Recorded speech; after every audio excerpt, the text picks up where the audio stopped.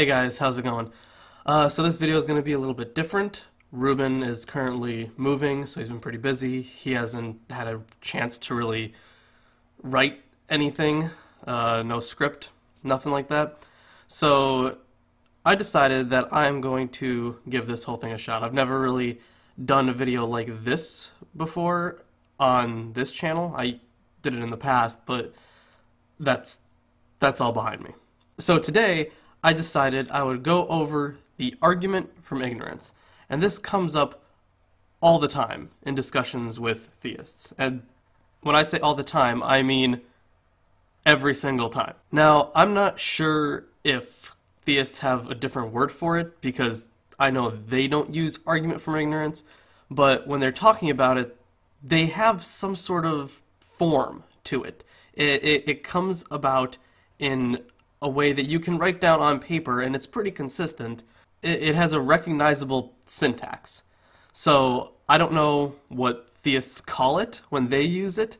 We know it as the argument from ignorance, and they may just call it that too, but I doubt it, because they seem to get pretty upset when you say that's an argument from ignorance. So I'm going to call it a Bill O'Reilly argument. Tide goes in, tide goes out. You can't explain that. The basic premise of the Bill O'Reilly argument is basically, we don't know the answer, therefore, God. Now this is applied to many things. Take the origin of the universe, for example. Sure, we have the Big Bang Theory, and that's great and whatnot, but where did all that stuff initially come from?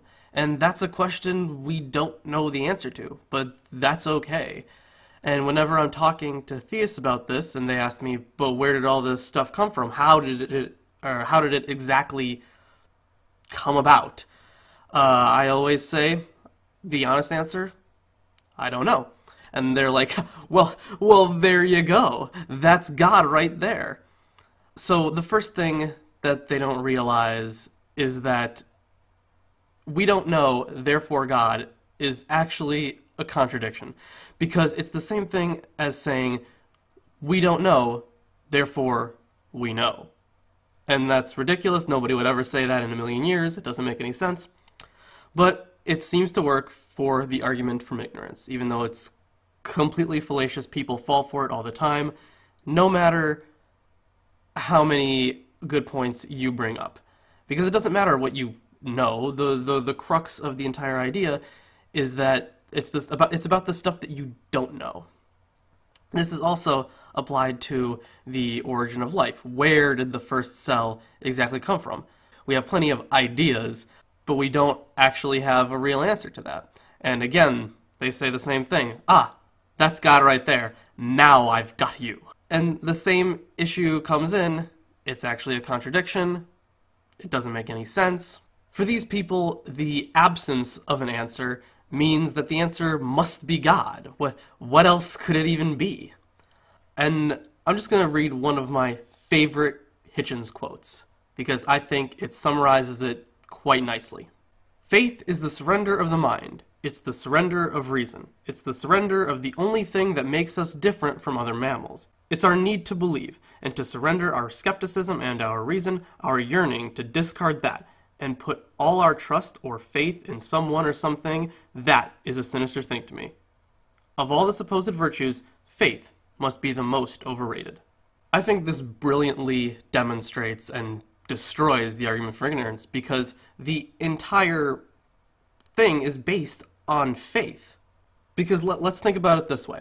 Let's say tomorrow evolution is completely overturned. I mean, 100% we have falsified it, didn't happen, off the table. What do we have left? Well, we have a bunch of ideas.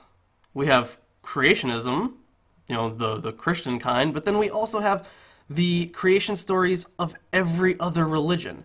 And just because evolution has been proven wrong doesn't mean that any particular one of those religions, or creationism specifically, is right.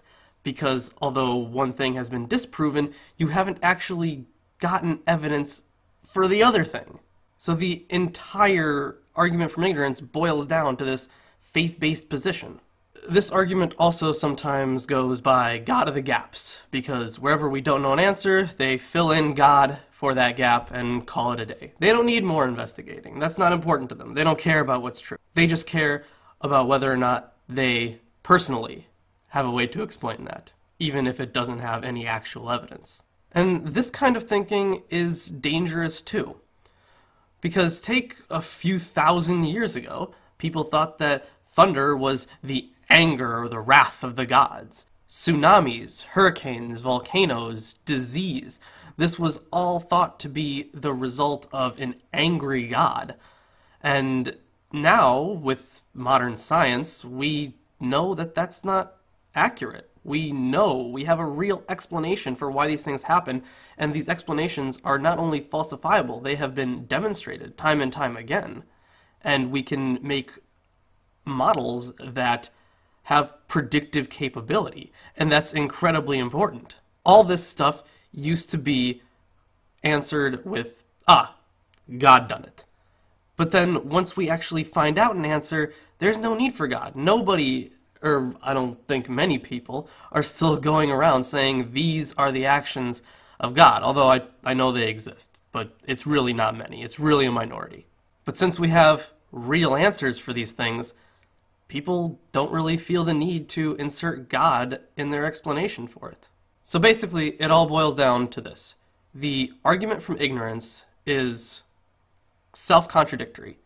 We don't know the answer, therefore we know the answer. Bunk.